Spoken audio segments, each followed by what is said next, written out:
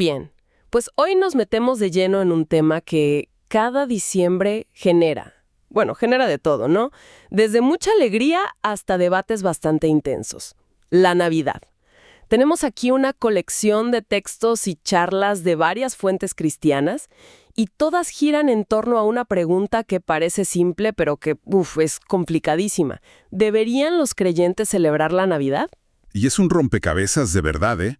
O sea, hay piezas que dices, mira, esta encaja perfecto, pero luego agarras otra y parece de una caja completamente distinta. Totalmente. La idea hoy es, pues, desglosar todos esos argumentos, poner todas las piezas sobre la mesa y ver qué imagen se va formando. Exacto.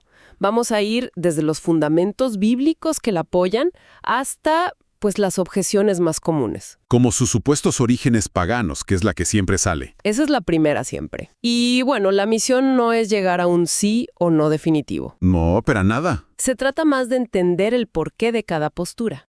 Explorar esa diferencia clave entre lo que es un mandato bíblico, o sea, una orden directa, y lo que es un principio, una guía. Exacto. Se trata de entender la libertad y la conciencia del creyente frente a una tradición tan arraigada. De acuerdo. Entonces, empecemos por lo que sí encontramos en la Biblia. Porque, a ver, un versículo que diga celebren el 25 de diciembre, pues no existe. Eso está clarísimo. No, eso no lo vamos a encontrar. Pero las fuentes que revisamos nos invitan a ver las reacciones que el evento mismo provocó. Claro. Y el primer punto que resaltan es, literalmente, celestial. El nacimiento de Jesús no fue un evento silencioso. Lucas 2 nos describe un estallido de celebración en los cielos. Aparece un ejército de ángeles y se ponen a cantar Gloria a Dios en las alturas. No fue solo un anuncio. Para nada. Fue un coro, un acto de adoración masiva. La lógica que proponen los textos es simple. Si el cielo mismo lo celebró, pues parece que el evento es, como mínimo, digno de celebrarse, ¿no? Y esa celebración como que se contagió a la tierra, porque los pastores, que eran gente de lo más normal, ven al niño, y la Biblia dice que regresaron glorificando y alabando a Dios. Exacto. No volvieron a sus ovejas en silencio. No. Volvieron haciendo ruido, celebrando. Y luego están los magos, que eso ya es otro nivel. Sí. Su viaje entero, que fue largo y seguro carísimo, tenía un solo propósito. Y lo dicen ellos, hemos venido para adorarle. Y los regalos no eran cualquier cosa, oro, incienso y mirra. Eran regalos para un rey, actos de adoración muy profundos. Aquí hay algo que me llamó mucho la atención de las fuentes. Solemos separar celebrar de adorar. Celebrar es fiesta, adorar es más. Solemne, ¿no? Sí, como más de iglesia. Exacto. Pero parece que en la mentalidad bíblica no estaban tan separadas. No, para nada. De hecho, a menudo eran inseparables. Un texto cita Zacarías 14 que habla de ir a Jerusalén para adorar al rey y para celebrar la fiesta de los tabernáculos. Ah, mira. O sea, la adoración y la celebración ocurrían juntas, en el mismo paquete. Lo que hicieron los magos fue precisamente eso, una celebración que, en su esencia, un acto de adoración. Ok, entiendo. Ángeles, pastores, magos, todo apunta a que el evento es celebrable. Pero sigue siendo una inferencia. La objeción más fuerte que siempre escucho es, no hay un mandato, es una tradición de hombres. Y honestamente es un argumento que suena muy sólido. Suena muy sólido, ¿sí? Hasta que una de las fuentes saca a relucir un detalle del que es muy fácil olvidarse y que cambia todo el tablero de juego. A ver. ¿El propio Jesús celebrando una fiesta que no fue ordenada en la Torá? ¿Cómo? ¿Cuál? Está en el Evangelio de Juan, capítulo 10. El texto dice que Jesús estaba en el templo durante la fiesta de la dedicación. Hoy la conocemos como Hanukkah. Claro, Hanukkah. Y lo clave aquí es que Hanukkah no es una de las fiestas que Dios ordenó en el Antiguo Testamento.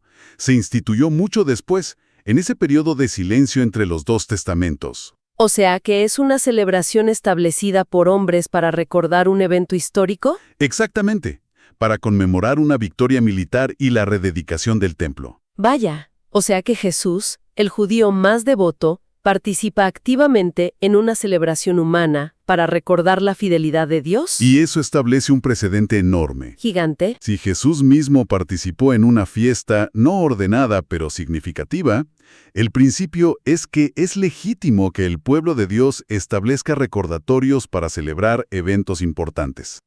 Y si la rededicación de un templo físico lo amerita. ¿Cuánto más la encarnación, no? El momento en que Dios mismo se hizo templo. Exactamente. ¿Cuánto más ese evento? Entendido.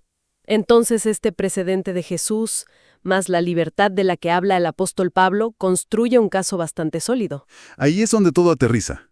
En Romanos 14, Pablo le habla a gente que se peleaba justo por esto. ¿Por qué días eran especiales y cuáles no? El tema de siempre. El tema de siempre. Y su conclusión es radicalmente simple. Lo que importa es la intención de tu corazón. ¿No tanto el acto en sí? No. La pregunta no es si celebras, sino para quién y por qué lo haces. La libertad cristiana te permite celebrar con conciencia limpia. Y también te permite abstenerte con conciencia limpia. Y a ambos les pide lo mismo. No juzgues al otro. Entendido. La base de principios bíblicos parece bastante flexible, entonces. Pero sé que para mucha gente el problema no es Romanos 14, sino la historia de la celebración en sí. Así que hablemos de esa gran objeción. Los supuestos orígenes paganos. El elefante en la habitación. Sin duda. Siempre. La teoría más conocida que menciona las fuentes es que la iglesia primitiva eligió el 25 de diciembre para, digamos, cristianizar fiestas paganas romanas. Saturnalia, ¿no? Y la del Sol Invictus. Principalmente esas dos. Saturnalia, que era una fiesta de regalos y juerga, y sobre todo la fiesta del Sol Invictus, que se celebraba justo en esa fecha. La narrativa que se suele escuchar es que la iglesia, para ganar conversos, dijo, bueno, ya que todos están de fiesta, pongámosle un nombre cristiano y listo. Como una especie de sincretismo por conveniencia. Esa es la versión popular, sí. Pero lo fascinante en las fuentes que tenemos es que le dan la vuelta a esa idea. Plantean una pregunta. ¿Y si no fue asimilación, sino confrontación? Ah, me gusta eso.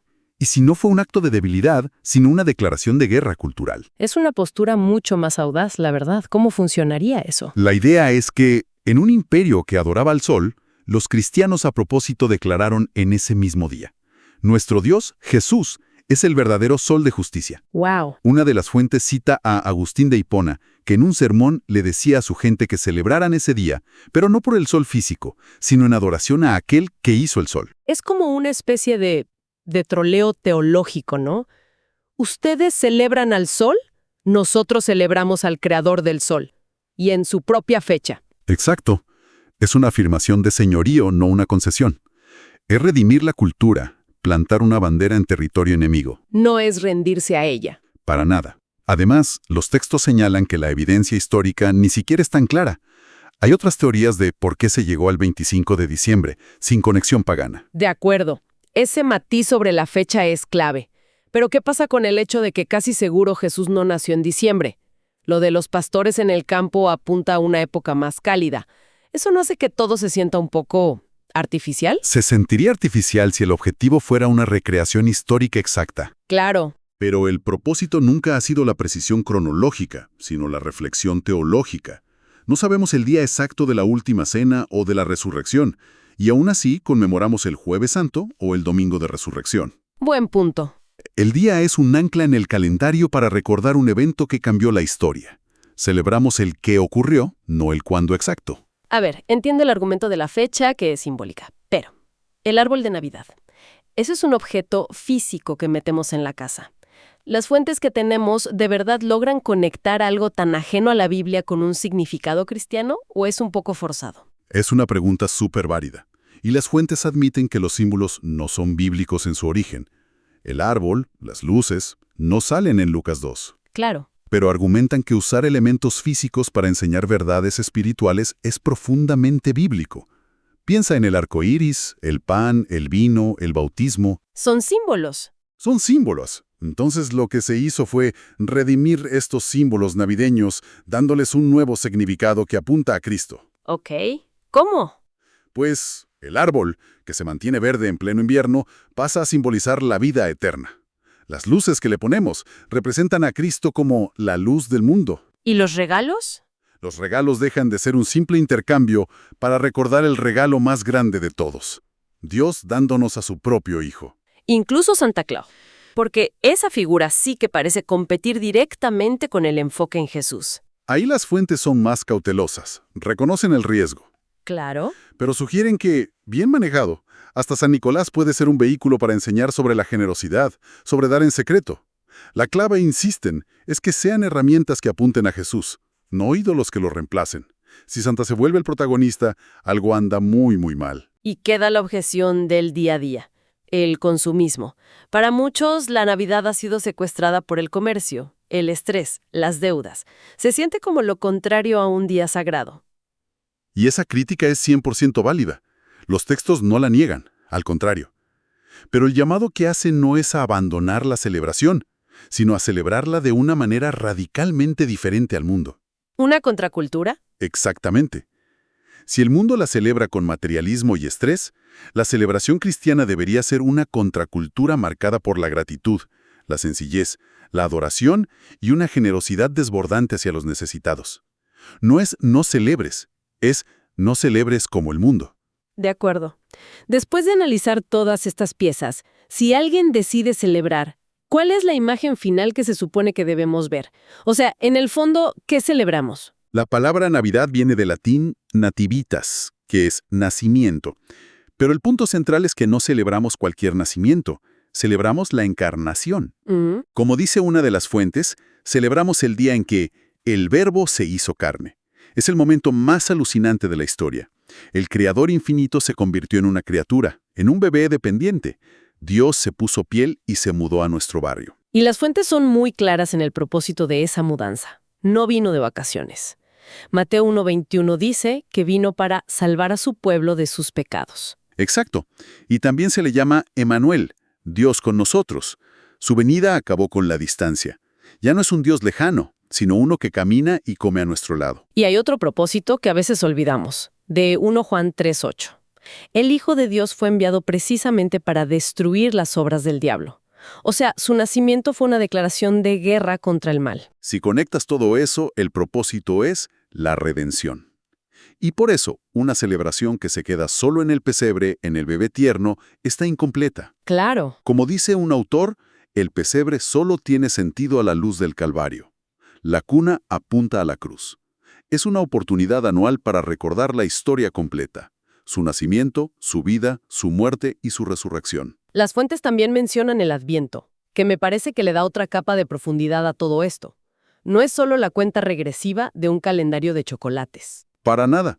Se describe como vivir entre dos advientos, entre dos venidas. ¿Cómo es eso? En esta época, recordamos con gratitud su primera venida, como un bebé humilde, pero lo hacemos mientras esperamos con anhelo su segunda venida, como Rey glorioso. Ah, claro. Eso transforma la temporada de simple nostalgia por el pasado a una esperanza activa por el futuro. Entonces, al final de este análisis, la imagen que emerge del rompecabezas no es un mandato, sino más bien una invitación, una oportunidad legítima, no una obligación. Exactamente. La pregunta central que nos dejan las fuentes no es si está bien o mal poner un árbol. La verdadera pregunta es: ¿la forma en que vives esta temporada apunta a Cristo?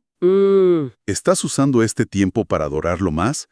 ¿Para reflexionar en la encarnación?